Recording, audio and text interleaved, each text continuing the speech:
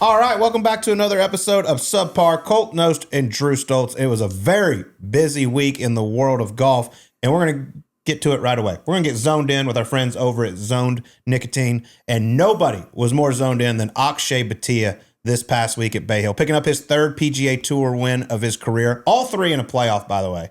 Started the back nine, 5 back of Daniel Berger, went out and shot a little 31 on the back nine of Bay Hill, which was playing extremely difficult. Did it with some incredible ball striking, some incredible putting. You talked about it earlier on our SiriusXM show. He shattered some records as far as strokes gained around and on the green. He set the all-time record in the shot link era, plus 17. That's good. He didn't even, like, we always talk about you got to drive it straight at Bay Hill. You have to, or you just can't play well there. He hit the minimum fairways you could possibly hit and still be champion. But when you gain 17 once you get up to the green, helpful.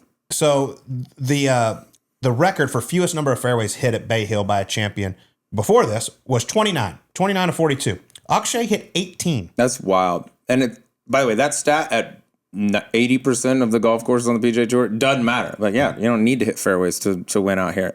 Bay Hill is like one of the few, like probably the top 3. U.S. Open, Bay Hill, you probably find 1 or 2 more, but like it's the most important thing. That and just shows like A, how good he was when he was in the fairway, and B, dude, plus 17. Yeah, like that's, I mean, you're gonna have to do something special to ever clip that. Yeah, the short game held him in it throughout the week, but then the ball striking really showed up there at the end when he needed it the most. I mean, you look at the 6-iron on 16, get to a couple of feet. Even the iron shot into 17 was fantastic, 15 feet left of the hole. But I want to go to 18, where I thought he was really zoned in. We had his caddy, Joe Griner, on our other show on SiriusXM earlier today, and I didn't know this. They didn't say this on the broadcast, but I believe he had 171 yards in regulation, and he tried to hit a big high draw 9-iron. It did come up a yard short. Was fortunate to cover the water, but it was 1 yard from being a tap-in birdie. Fast forward to the playoff, 15 minutes later, same exact yardage, wind shifted just a hair, but because of that draw 9-iron came up short, his caddy, Joe Griner, said this just shows you how many different shots he had. He had a little hold 7-iron. Now, if he would have said 8-iron, I'd be like, yeah, cool, no big deal. Obviously, yeah, just the first adjusted. one was short. 2 clubs difference, same yardage, pretty much same conditions, even with probably more adrenaline in the playoff. I thought that was really cool to hear how Akshay, he's not scared to hit different shots, work it both ways. And look, we feel like this kid's been a pro for 100 years already. I mean, he turned pro at 17 years old. He's just 24. His future is so bright, man. Now with the broomstick putter, he's rolling the rock. It's really changed his game. Look out. This kid's coming.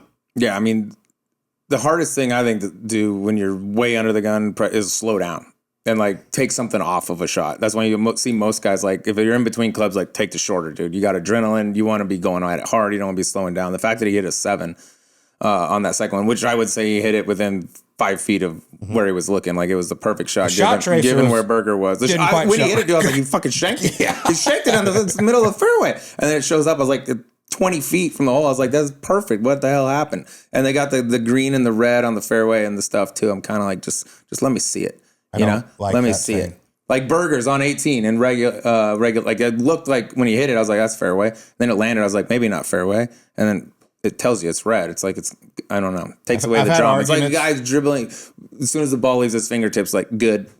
That goes in. That's the exact analogy I used when this thing first came out. Because we obviously talked to the PGA Tour and all the technology and everything. And I was like, what are we doing? Why are we spoiling this? We used to have the predict-a-ball, where on a par 3, they would have the little graphic over on the side, and right when you would hit it, it would show where it's going to land. I was like, cool. Oh, yeah, it's already over. So it's going to be there. That sucks. I want to be surprised. Yeah, how about March Madness? We're going to see 17 game winners from inside half court. It's like as soon as they let it go, it's in. Yeah. You don't even get it. Yeah. I like that thing. And by the way, and it was wrong on the half shank on 18, which turned out to be just flushed and perfect. But dude, he's 24 years old, 3 wins. He's ahead of most people that we think of like the young guns on the PGA Tour, and he's younger than him. That putter change to the broom has changed everything. But you look at it, like he was a stud in junior golf, opted not to go to college, got criticized a lot, got a lot of sponsor exemptions early on, did not have a ton of success, went to the Korn Ferry Tour, won. First win on the PGA Tour, opposite field event. Second win, full field event. Now a signature event. I mean, he's just trending in the right direction. Big things are coming for Akshay. The fact that he's won all 3 in playoffs, I think, says something. And also the fact that he drove it like shitty, basically, in terms of accuracy the whole week. And then it's like, as soon as he got a chance, he was out of it, and then he birdies 4 in a row. Now he's in it. coming to 16, something needs to happen. Like the drive on 16, perfect. The 6-iron on 16, shot of the year up to this point, I would argue. Next hole, the beautiful little 7-iron in there, perfect, almost made birdie there. And then both drives in regulation and in the playoff on 18, middle. Like he's got that kind of clutch, gene, which, by the way, Berger has it too. The up and down he made on regulation was awesome. Shitty break, I felt like on 16 or 17, if that ball just stays on the back of the green, doesn't roll through onto the fringe, you're going to have to deal with that little up and then down scenario. I don't think he 3-putts that, but good from Berger. Looked good, man. He hits that little BB driver as good as anybody. Shooting 9 under on Thursday on a very difficult golf course, just so impressive. And then just to have the lead all week. And I mean, I know he shot even par on the back 9, which Akshay beat him by 5, but like even par around there is not bad, especially with the lead like he had.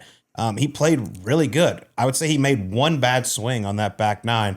I disagree with you on the tee shot on 18, but the only bad swing I really didn't like from him was just the wedge into 13 where he plugged it in the bunker and actually made a really good bogey. Really good bogey. But 2-shot swing. I mean, he's got to take so much confidence from this. I mean, dealing with all the injuries he's had over the last several years. I mean, this guy was 12th in the world at one point, then fell to outside the top 600 in the world. And now he's back playing like Daniel Berger. It's good to see him healthy because he's one of those guys, like he's got that FU in him, man. He's not scared. He doesn't care who you are. He doesn't care where it's at, what the stage is. He's not going to back down. And why was he catching so much shit? I feel like down the stretch he was getting like he backed off like one. He like wiped like a fly or a bug flew on his bone. He wiped. He backed off, and everyone's like, ooh. Yeah. And then on 18 he was catching shit. People like get in the water when he hits his putt and stuff like that. I was like, at what point did Daniel Berger become a villain on the PGA Tour? Like I know Akshay is very likable and he's got people rooting for him, but I didn't expect as many people to be anti-Berger out there. I mean, dude, I love Bug. He's awesome. Yeah. I was shocked. I was like, damn, why is he catching shit? Yeah, and he gave it back to him after that. Yeah, he turned around and looked, to your point. Cool. Yeah, I like that. But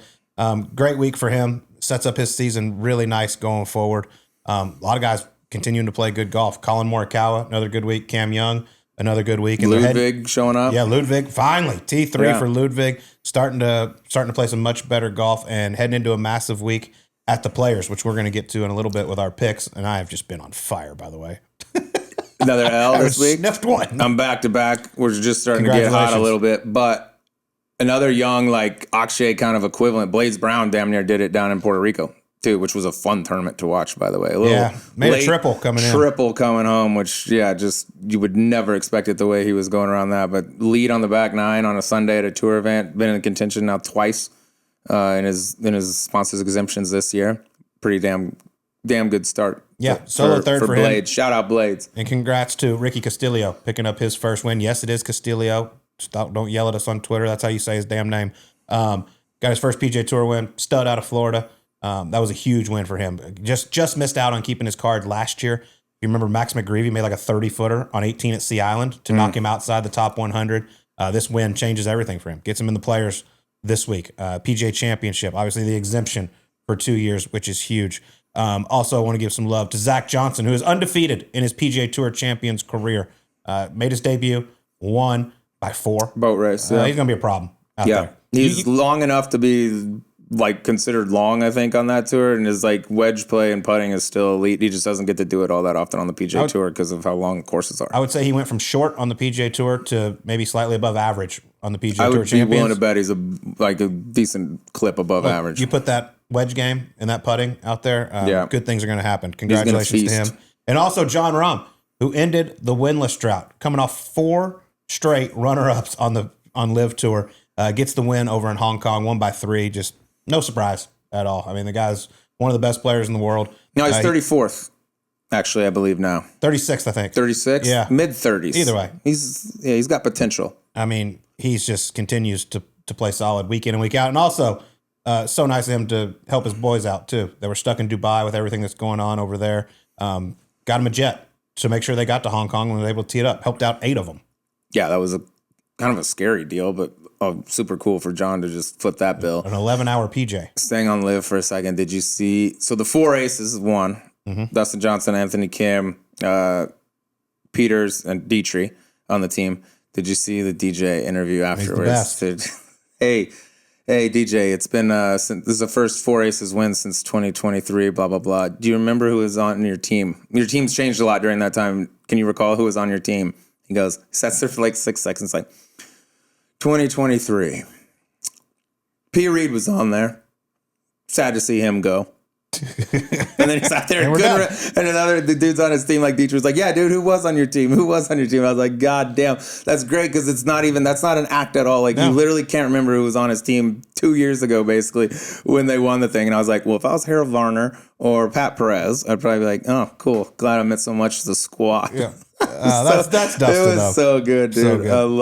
I loved it. Well, congrats to the Four Aces on getting that first win since 2023. I also did you see the drone just fly right into the tree? I didn't see it. You told me about it, but yeah, just going along, showing some nice views from up above, and then just crash. Boom, I'm dead. Yeah.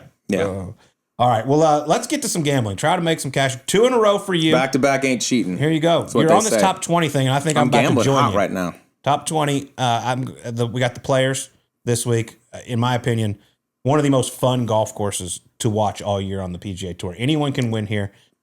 Biggest purse on the PGA Tour. Obviously, 46 of the top 50 teeing it up.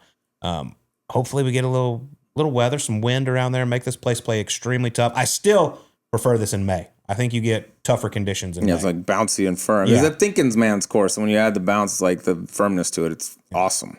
All right. Still a thinking man's course. Not a lot of power element involved this week, which is fun. My pick this week, he has not finished outside the top 11 all season. This is your week, and bud. so I'm going with a guy who's my bet this week is for him to finish in the top 20.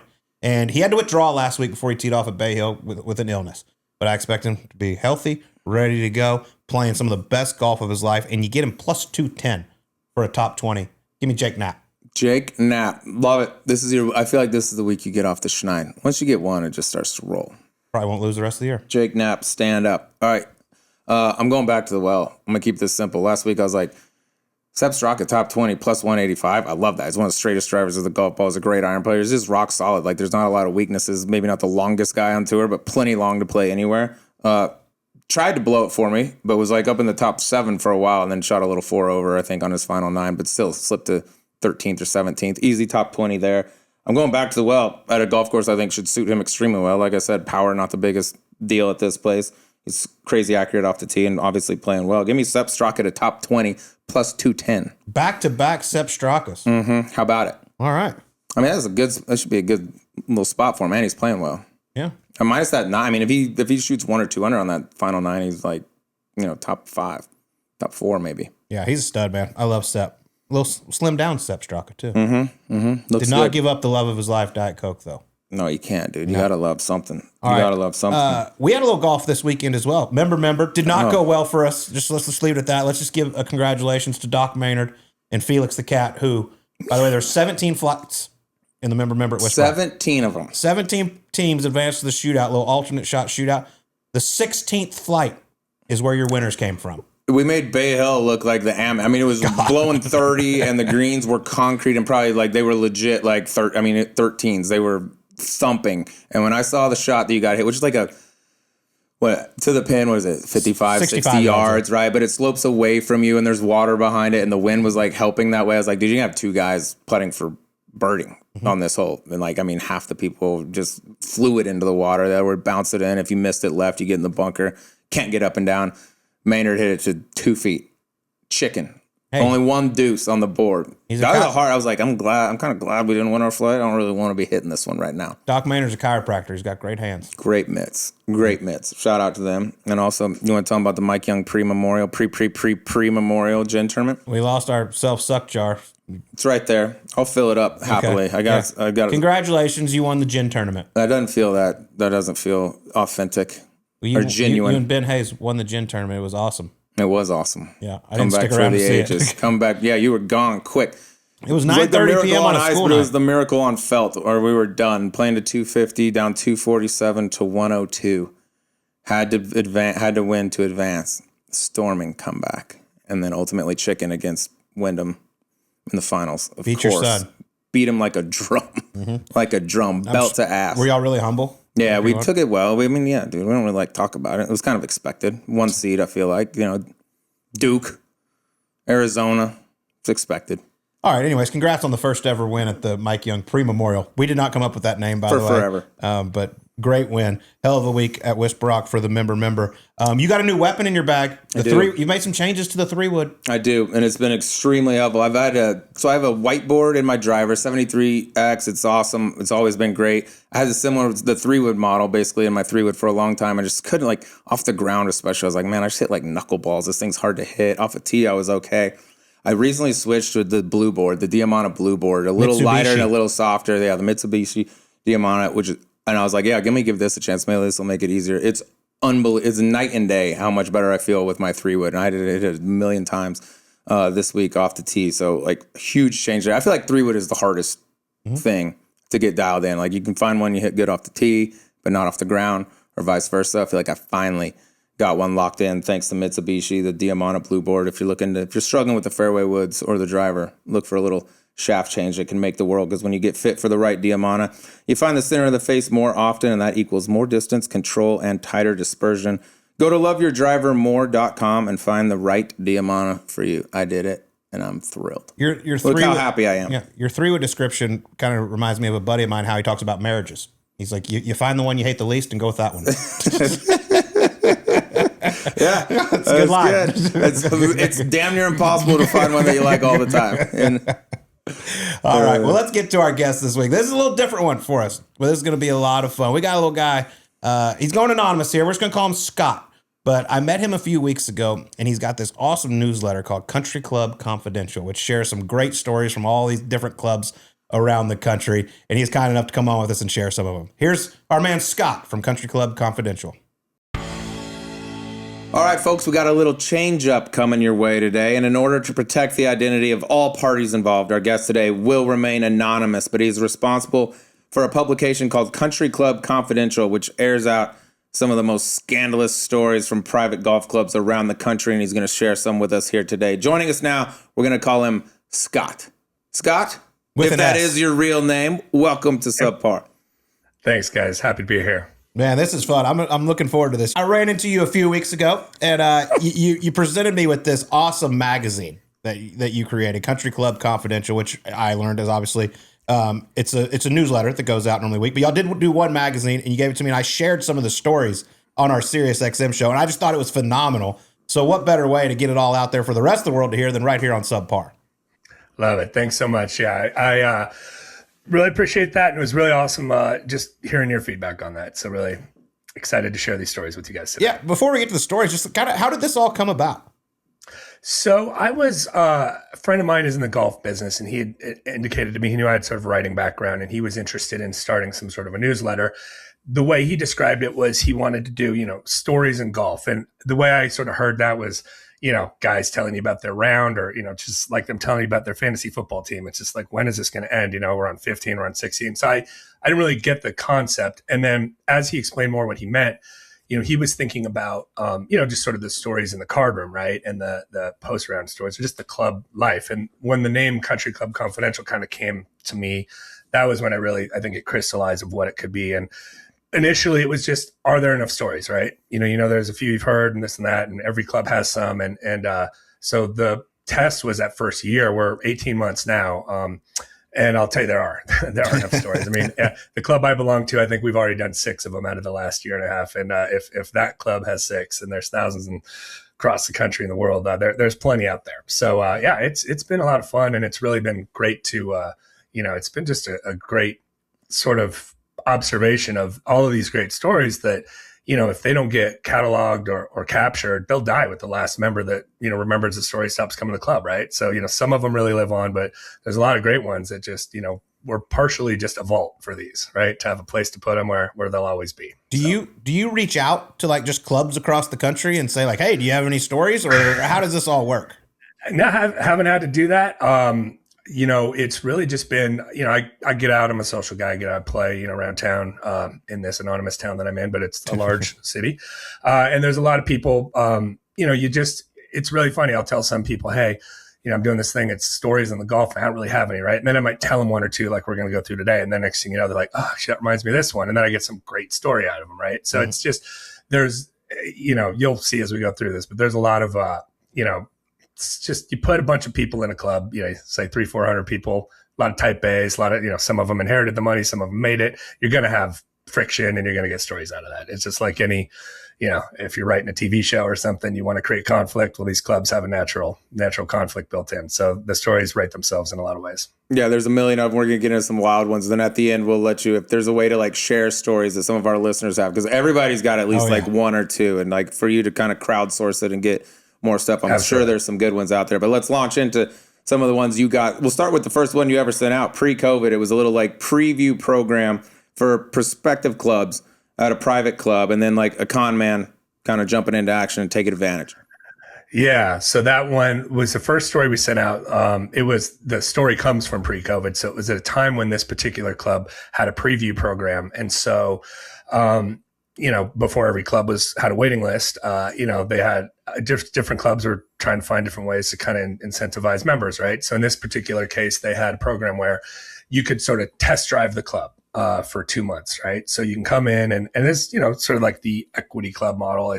But this was a new thing. So guy got wind of this, who in the story we call him Conner Man, but that's sort of how we use our names. It's a like con man, right? And he comes in and he, had looked the part, Ferrari, the fancy clothes, the brand new set irons, right? Comes in.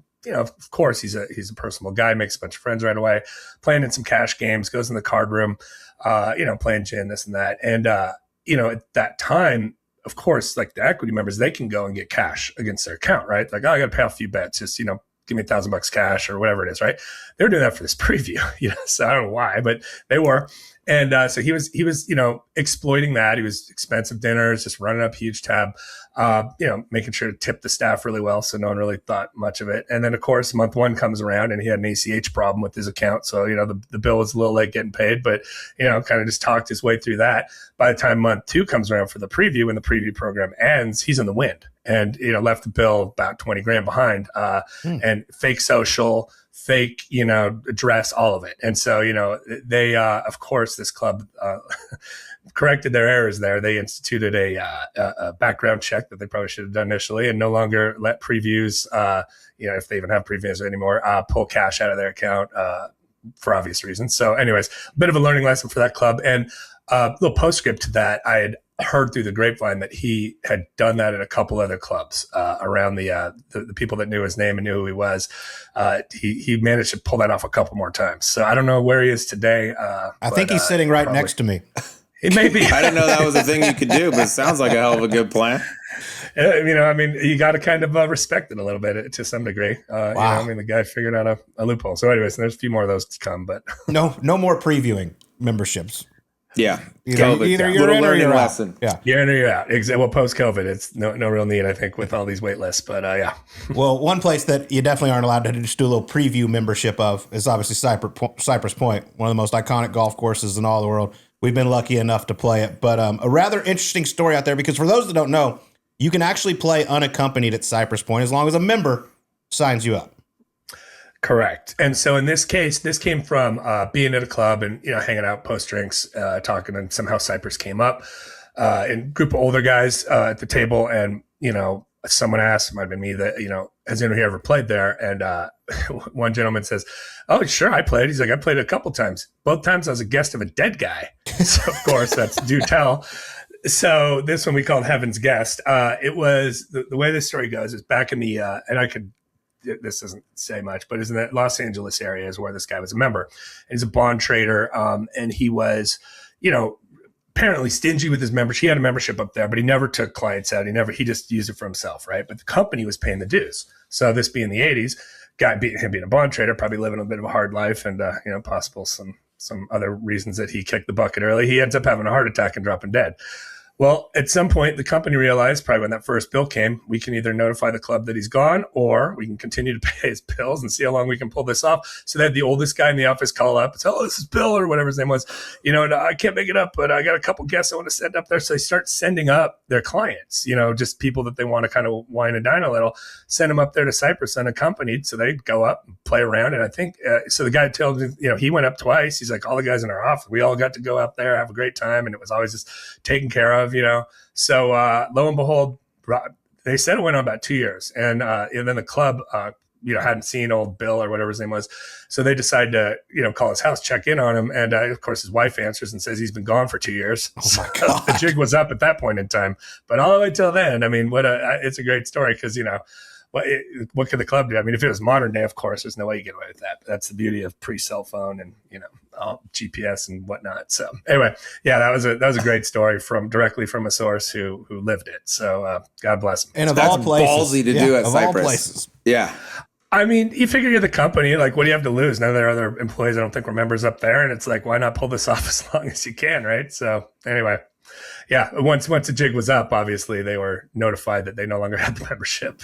Yeah, that's a nice little bargaining chip you got when you're trying to close some business. Like, want to play Cypress? Yeah, I mean, I'm sure they made in spades. Yeah. Especially bond trade in the 80s. So, yeah. All right. That's good. One guy took advantage of it twice, too. I love that. All right. One of the best titles for your stories, in my opinion. There were some phantom scores being entered into someone's gin, and you would refer to this man as the Jin Reaper.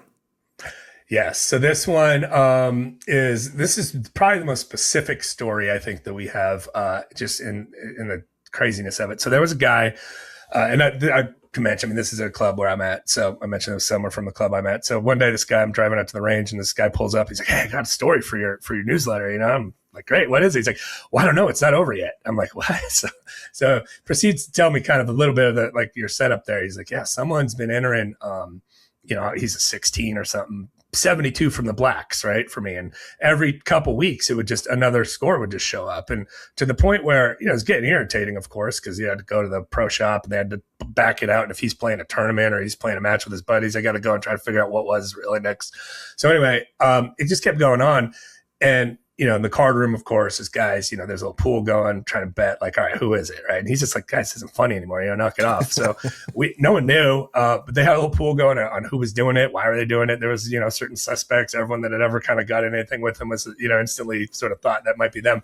So one of our retired members used to be a fire chief, and he decided to take the case. So what he would have been simple, I guess, enough for our pro shop to do, but he realized, all right, these are, went to the shop. They were posting them at the computer when you come in the locker room, right? And so they're time stamped, so they knew when it was happening. And then they said, "Well, shit, we got cameras, so why don't we go and match these two things up?" So through that they figured out who it was. And around that time was when my buddy hit me, came and told me, but they didn't tell him yet because they had to go and interview the guy, pull him in, and the guy tried to claim that it wasn't him, even though they had him dead to rights on tape. And he said, "Oh, I was just looking at other people's indexes up." So lo and behold, turns out at this club, there's they have a pool and this and that. So there's a social membership and they can use the gym and through that go in the locker room. So this guy had asked him to be on his bocce team, like in the winter, like there's just a seasonal bocce league or whatever. It's not a big deal. But this guy apparently told the guy that this was happening to, "Hey, let me be on your bocce team." And the guy's like, "Yeah, sure. Like, why not?" And I forgot about it, So then bocce comes around, didn't call him, didn't invite him on the team. So this is how the guy decided to extract his revenge, was to go and post on his index every 2 weeks. And they had him on camera. So the guy would come in, on the film, he'd pretend to get a cup of coffee and then run over to the computer. And if someone came in, he'd kind of scatter away. I mean, they have all this on camera. And so the guy, of course, was, brought in and given the opportunity to resign rather than get kicked out, which, he wisely chose. So, and the funniest part was I think only one guy even knew who he was. Like, this particular guy was just hung out the pool a lot. So he happened to know this guy, but no one else even knew who he was. So it's really a pretty crazy story. And it sounds like the guy didn't even play golf with the guy. Like, he's just screwing his handicap. It was crazy they even knew to do that. I don't even know how he thought to do that or even would have realized it. Cause of course I thought, "Oh, someone hacked into your gin," or how did that, how's this happening? But at your home club, you just type in your last name and you can throw in your score. So, it was definitely someone within the club, but, if his gin wasn't hacked, which it wasn't, but it's pretty funny. I mean, it was just one of those things where you're like, wow, that is a next level revenge, right? to go and do all that. I've got a few over guys. a long span of time. It wasn't like a one-time thing. Like it kept doing it. I think it was like 12 or 13. It was like, it's like he had it in his calendar every 2 weeks to go do or something like that. I mean, it's serious. Like he was very, very consistent in his revenge. It was just bizarre. That bocce ball. Don't mess around with bocce ball. Do not invite me on your team and then don't call me. This is like the opposite of a Yip Strickler case. Yeah, the reverse. That's actually, yes. I'm surprised that doesn't happen more, honestly. With some of these sandbaggers, but you're not, Yeah, just type them in for you. I'll handle it for you. I actually did do that to one of our members, Whisperock. Here's a new story for you, Scott. Here's one for you. He shot 66, and I noticed he actually played good 2 days in a row, shot like 66 and 70. And we're playing like a few days later, and I go back and look. I'm like, how the hell did his handicap not move? And he didn't post it.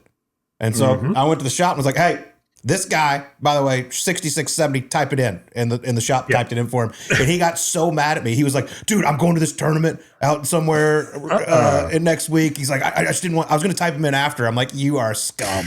Yeah, we got a reputation to uphold, bud. Yeah, that's brutal. Wow. Yeah. So this guy got kicked out, though, for that. It kind of feels like shouldn't do it, but also it's like, it's not the end of the world.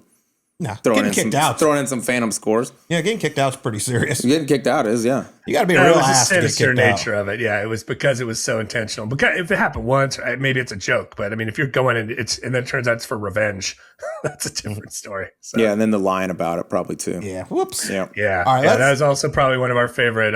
We have do little thumbnails on the stories, and so it was a picture of the Jin Reaper, using AI, and he's in front of one of the computers, like posting a score, holding the sickle, and all that. So.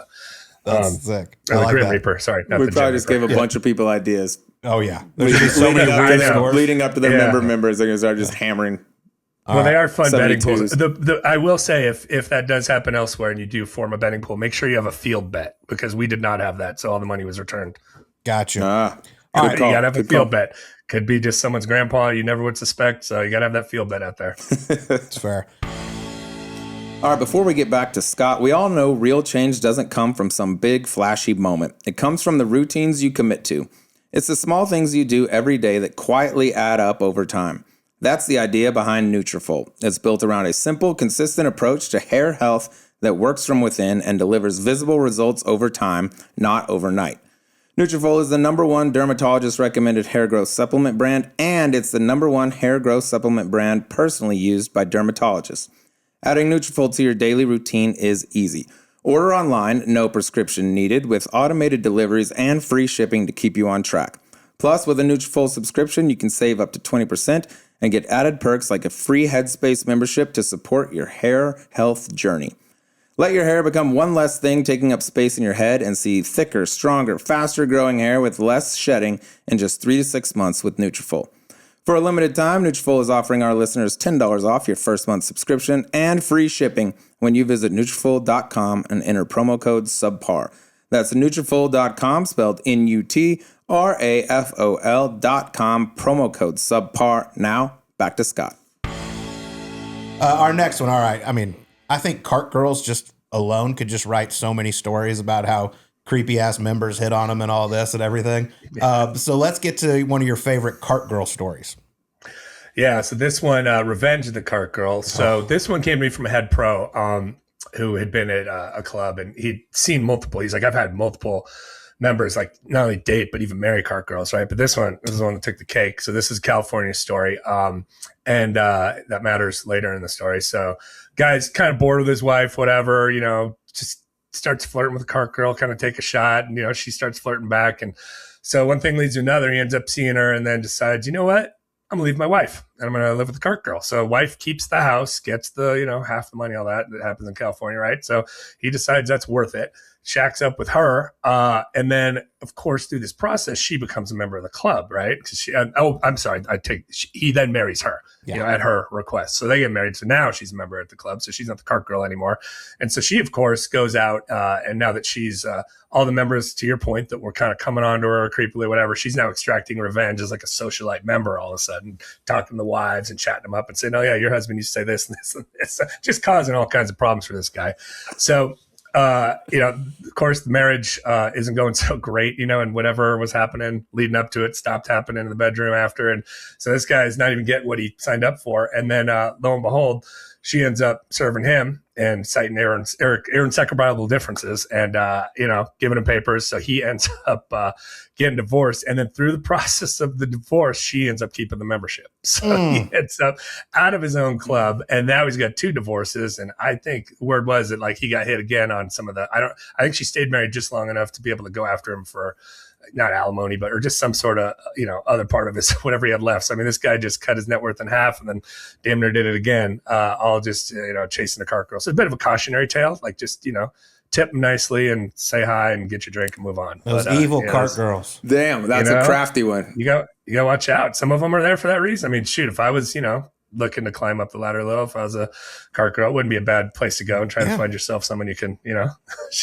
Yeah. So she obviously had an agenda. Again, it's like the first story. You kind of got to respect the game a little bit on that. How about that guy? From a girl's perspective, you're worth about a quarter of what you were. 2 divorces, no country club membership. 25% of your money and nowhere to play, and you can't afford a new one, by the way, because it's gone. Just all for chasing. Yeah, just and that cart girl that's a member has dirt on every single dude out. She could own the place pretty soon if she wanted to.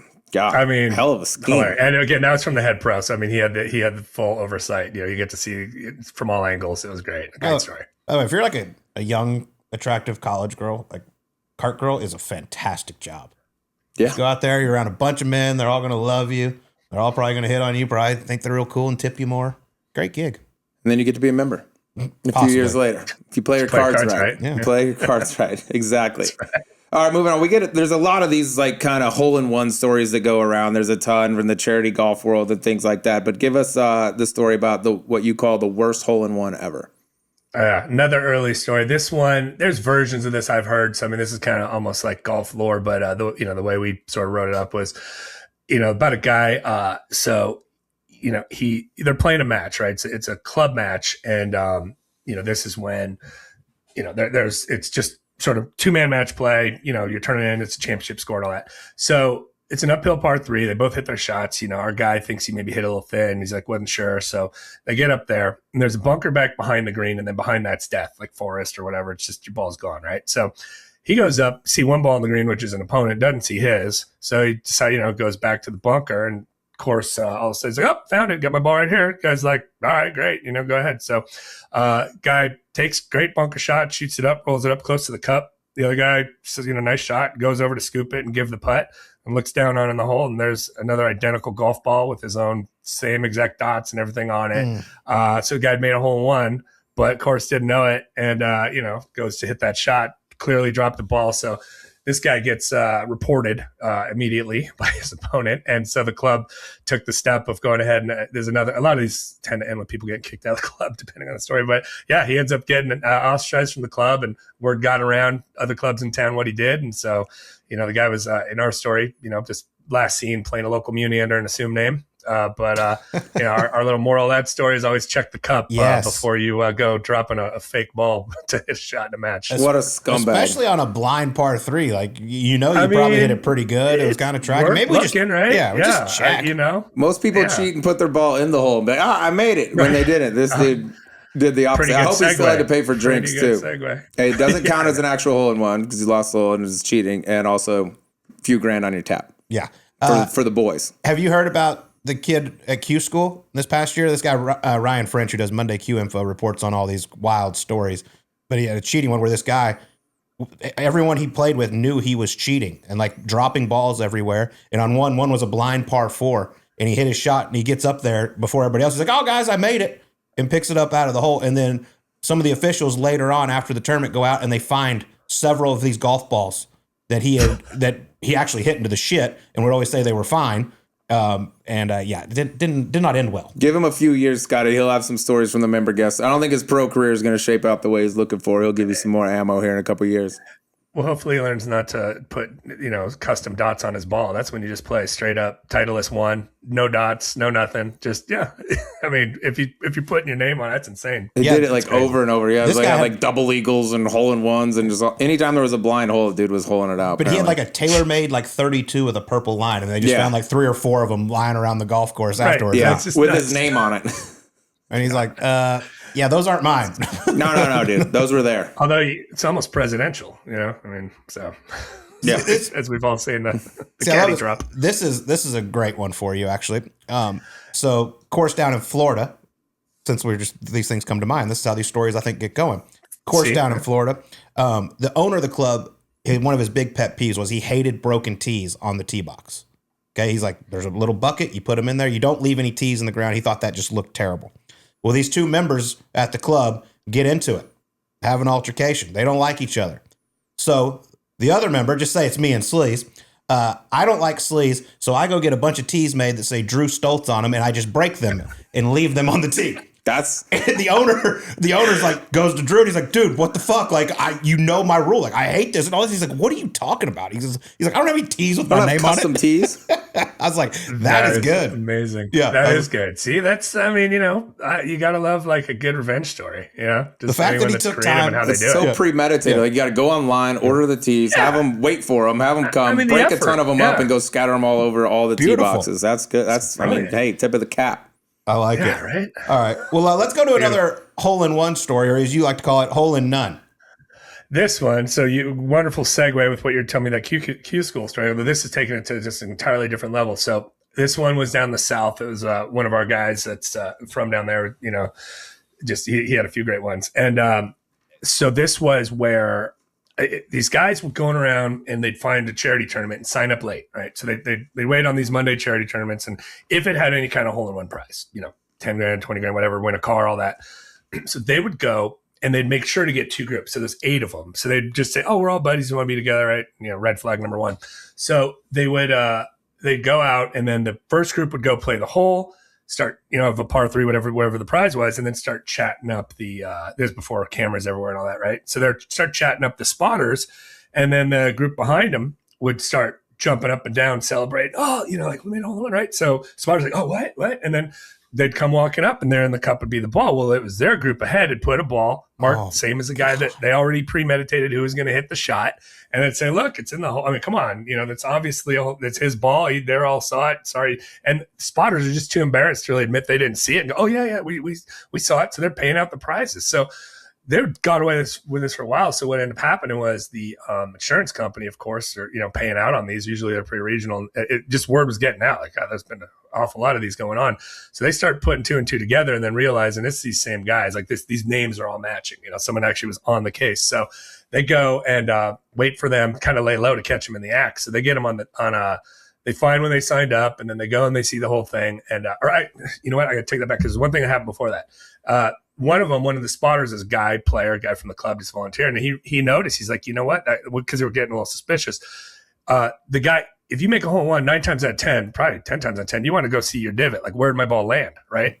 And they just went straight to the cup and pulled the ball out. There was no like fixing a divot or, oh, look, it landed 6 feet and spun back, whatever it was, right? So that guy he was the one I think that sounded the alarm. And then once they kind of started putting 2 and 2 together, it was the same group. That's when they went out and they set up a little sting and caught him in the act with the camera and spotters and people that actually caught him doing it. So they went down for it. Actually, I think it was because it's a lot of money. We're talking grand theft and a whole group of people. It was a full on sting effort. I don't know if it's FBI or whatnot. It might have been, but anyway, because they were crossing state lines doing this scams. I mean, it was a pretty crazy one. So that one spawned a few additional stories. So we got a few just people that subscribe to the newsletter sent us a few emails in. So a couple weeks later, we ran a little kind of 3-parter because they're just shorter stories, but these are all charity tournament stories where these are where, unlike the hole-in-none, these were what I call these ones of unlucky aces, right? So there was first one was a guy makes a hole-in-one in one of these, wins a car, whatever it was,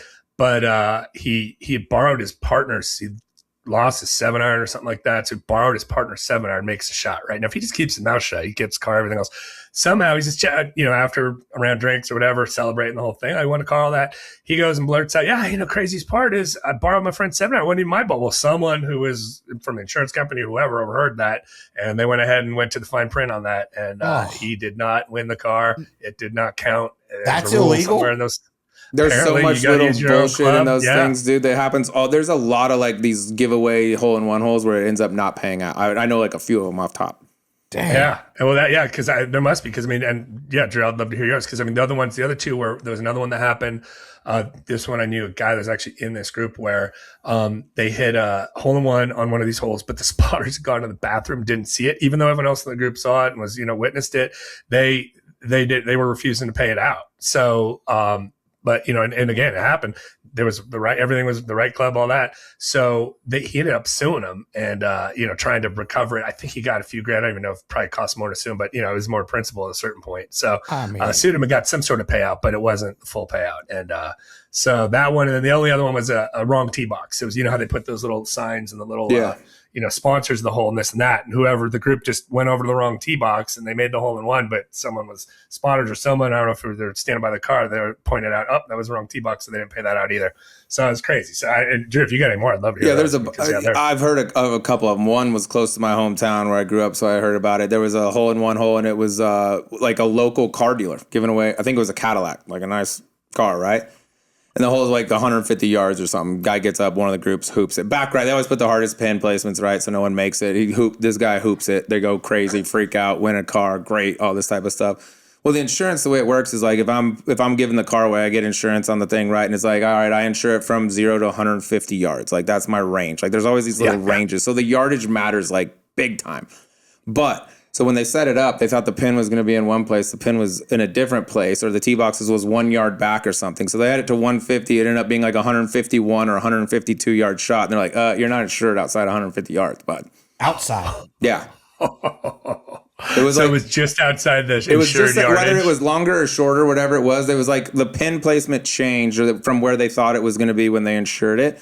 And it was like a yard either too far back or too far short, whatever it was. I feel like it'd be like a minimum 150 is what it's got to be. And it was like they probably went back and checked 149. There's different like stretches. Like when we do it at the Phoenix Open for the shot at Glory, like it has to be specific. We got to like laser it 17 times. Like make sure this falls within like the range. So they came out there and did an audit on it. And they're like, no, dude, this is 1 yard outside the range. No car. Brutal. So I'll share the golf. I'll tell one for you. I'll share the golf course because it's great. But I was playing the member guest at the Summit up in Las Vegas, a Discovery property. And they did $1 million hole-in-one on their 19th hole. It's a little par 3. It's like around 100 yards. And they throughout the day, everybody hits. Top 10 get to come back at night and hit it. Well, they do it where like a certain amount of people get eliminated each time. So you have to keep going. And it gets down to me and Ron White, the comedian. And they move the hole. And if one of us makes it, it's $1 million. And Mr. Abbott, who was the pro there at the time, calls Mike Meldman. And he's like, we got a problem. He goes, Colt's in the finals, and the insurance says, like, no professional golfers. What do we do? He goes, well, if Colt makes it, you pay him $1 million. And he's like, okay. So I hit this sandwich. It clips the flag on the way down, comes back, spins, and lips out for $1 million. And I was like, and then afterwards, they gave me a big Happy Gilmore check with $0 on it. It's better than making it and then having me like, no, we're not giving you the $1 million. That's true. They're way better. Oh my God. It was unbelievable. I thought I made it twice when it was coming down and then spun back and And in Vegas, I'd have been probably dead that night. Yeah, well, it could be for the best, yeah. All right. Awesome. Let's move on to the next one here. We got Bandit in the Bushes. Yeah, we had a part 2 we just ran on this one. So this was an earlier story we had at a club where there's a par 3, you go up a little trail bit to hit. And so you leave your clubs if you're carrying, right?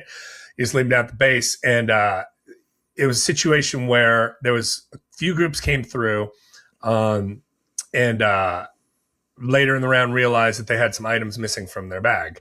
And the way it's on a course on the edge of the course, and there's a little ravine that goes through. So you'd have to hop a fence and come across, hide out in the bushes, kind of wait for the groups to come up. And then when they go up to tee off, you just go rifle through their bags. Well, these particular groups, one individual had a Rolex watch. There was another guy with a lot of cash that was apparently going out of the country, according to him, from what I heard. And but whatever, it seemed to be that would have to be an inside job, right? Because bagroom guys or cart room guy, whatever it is, know the groups. They know who's taking a Rolex off, throwing it in their bag. If you're paying attention, there's certain groups that carry a lot of valuables out with them on the course.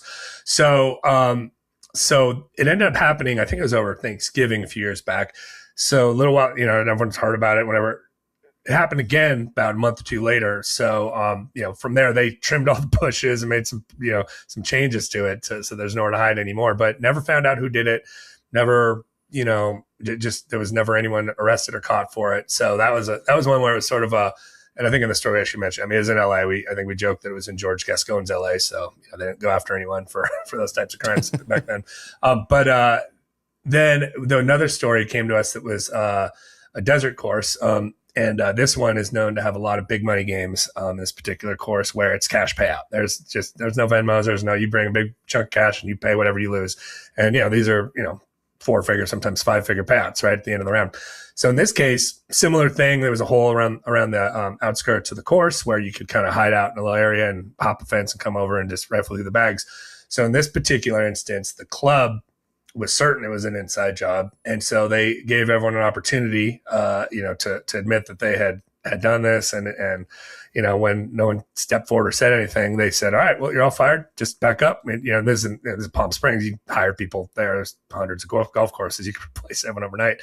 So they fired everyone and, strategically knowing that they'd probably hear back. So of course, day or two later, all these people suddenly start coming up and, mention, well, I heard this guy said they might be doing something like that. And so anyways, through a process of elimination and different people coming in and reporting it, they found the culprits and got them. I don't know if they recovered any cash, but I know that they found the people that did it. So I hired everyone back. But in that case, at least a little bit of justice was done. What so a bunch of scumbags.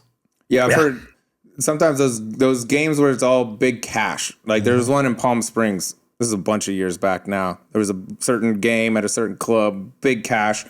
One guy would carry it in a duffel, basically in his cart with it. He always just had cash for everything. And they got jumped, went to the farthest hole out property, dudes hopped the fence, mask on, gunpoint, jacked the whole thing. Wow. Yeah. Trying to play some golf. Wow. Yeah, dude, this guy played for weird money each hole, and I think he had some weird thing let's just say he's playing 1,000 hole. You have to pay me after the hole. It was it trades every hole. Cash so there was a ton of cash.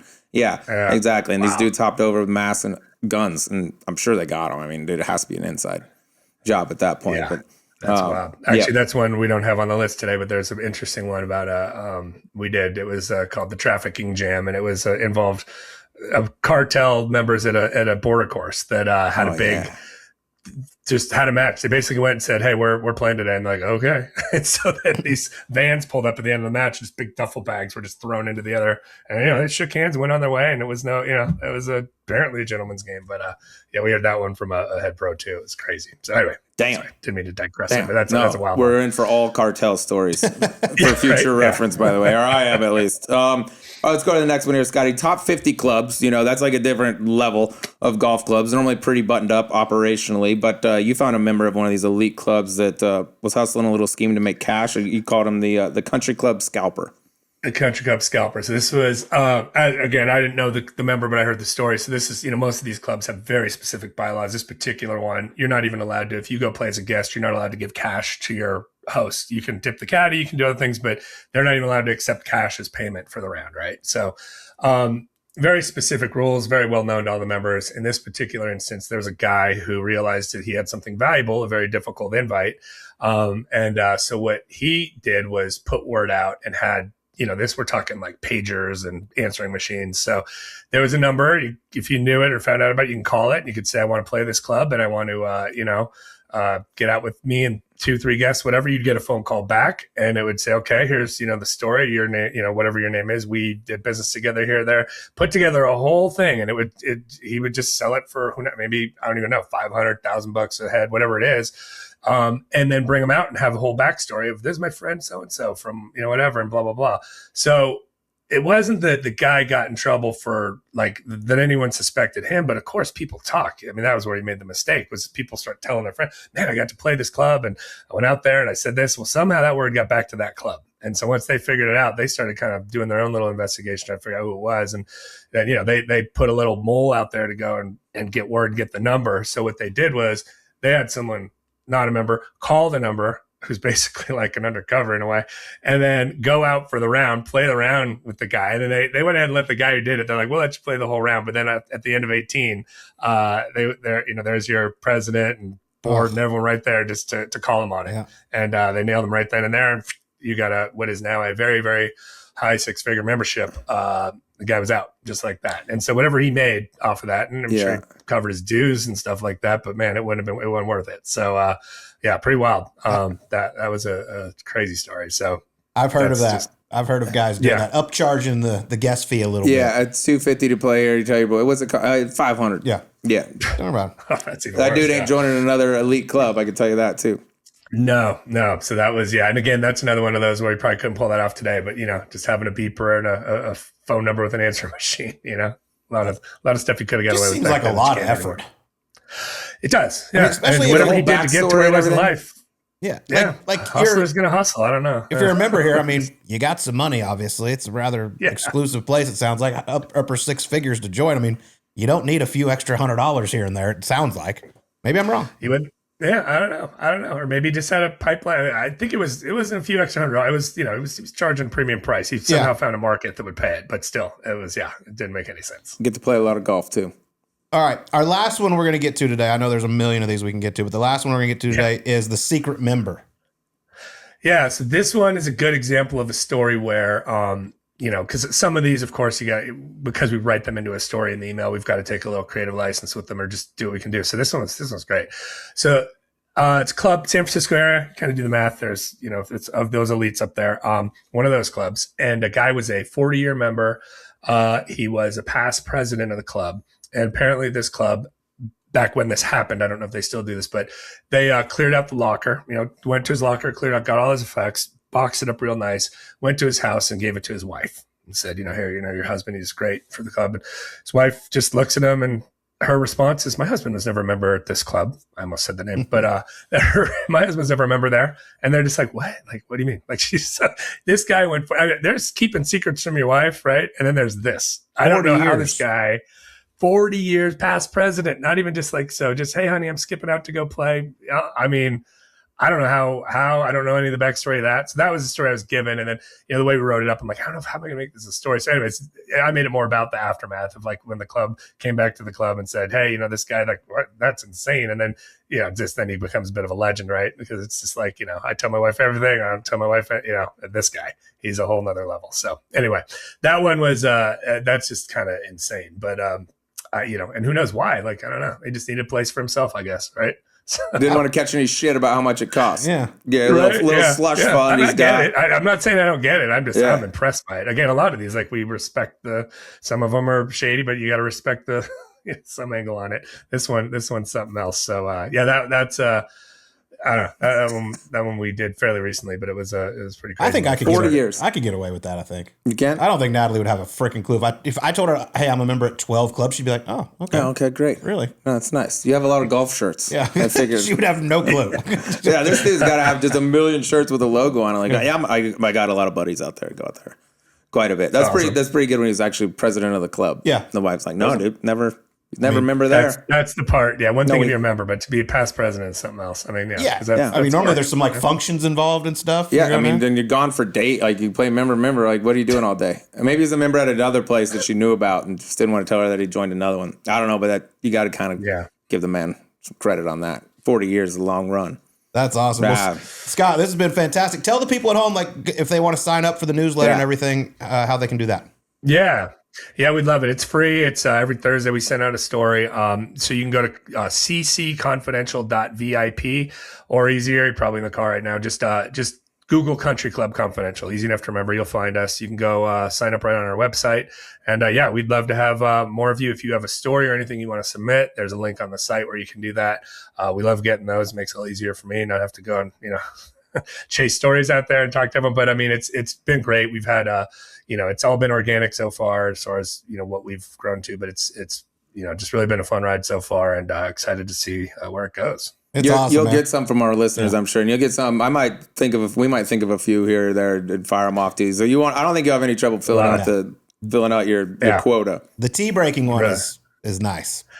I like that one. Yeah. That's definitely it stings, but it's not criminal like some of these other ones. Yeah.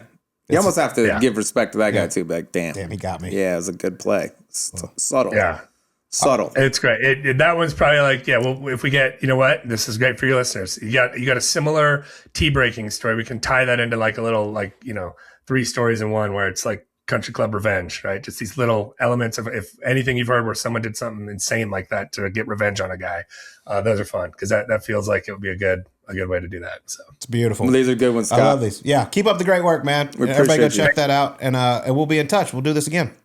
I love it. All right, appreciate it. Yeah, thank you. All right, that was a lot of fun with our man known as Scott from Country Club Confidential. By the way, go check that out. ccconfidential.vip. Free newsletter. Get a lot of great stories. It comes out every Thursday. Get one a week. But those are some cool ones, man. I think my favorite, I had 2. The cart girl, and then the dude that cheated when he actually made a hole-in-one. Yeah, that one's a double whammy. Yeah. You fucked yourself. Your reputation's ruined, and also your hole-in-one doesn't count. Yeah.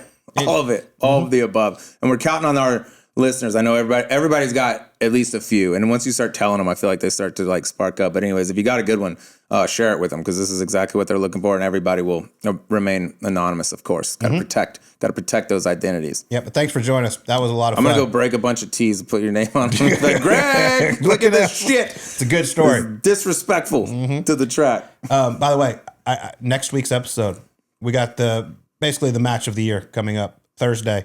Myself, Mike Commodore, Chris Demon, Ben Marsh, Shadow Creek. Thursday, I'll give you all the updates when we come back from Las Vegas. Be live betting. Is that under the lights? Have you ever played under the lights? I've not played under the lights, by the way. Try it. You can this summer, once again at Shadow Creek, but no. This one is going to be in the daytime. They got us last year. I felt like it wasn't fair. Kami and I like to have a good time in Vegas. Kami's dialed in right now. Yeah. He's back. He's very up and down in what he thinks of his golf game he's in right now. Well, we like to enjoy Vegas and then go to the course, and they're like, take it all serious and don't partake like we do. This year, we are flying in the morning, landing and going straight there. That's the best. Yeah, that's the way. Get it. At least give yourself a chance to play well out there. All right, we'll be looking for updates from that. Shout out to you. Shout out to our boys over at Zone Nicotine, the best in the business. But warning, this product contains nicotine, and nicotine is an addictive chemical. Underage sale is prohibited. Golf's all about having the right club for the right situation, and the same goes for Zone nicotine pouches, offering a variety of bold flavors available in strengths of 6 milligrams and 9 milligrams. Whether you're a fan of mint, citrus, subtle, or spicy, you're sure to find intensity and flavor that lasts. Want Zone pouches at a discount mailed right to your door? Get 20% off at nicokick.com/zone. That's NICOKICK.com/zone when you use promo code Subpar20. Beautiful. Get them. Love it. Once again, congrats to Akshay Bhatia on an incredible win at the API. Enjoy the players, and we'll talk to you on next week's Subpar.